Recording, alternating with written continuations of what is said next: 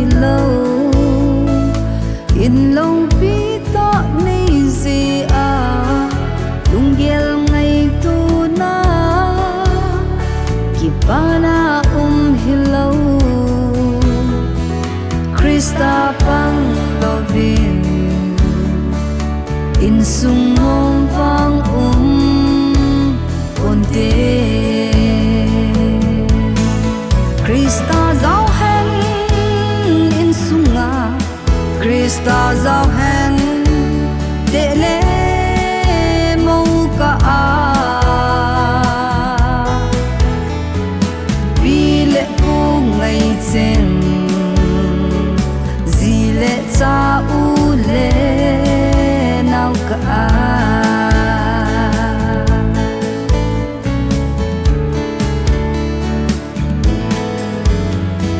sum le sil sana dang ka in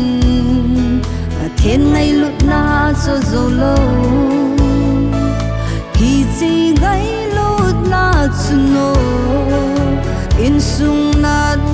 chen a bonin dam sa thei Krista giao lovin nei le go zo se pan be Krista giao hen in sunga Krista giao hen để lệ mâu cả vì lệ cô ngày trên gì lệ cha u lệ nào cả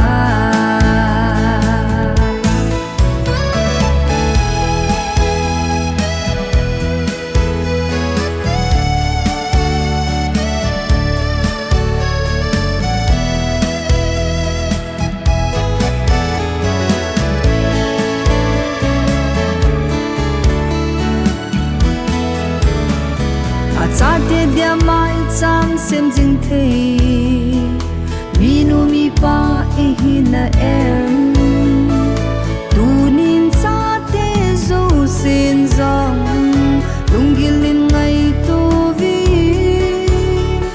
inu le ipa din mun Krista zao lovin oi in sung nom cho lovin Krista giao hen in sunga Krista giao hen để lệ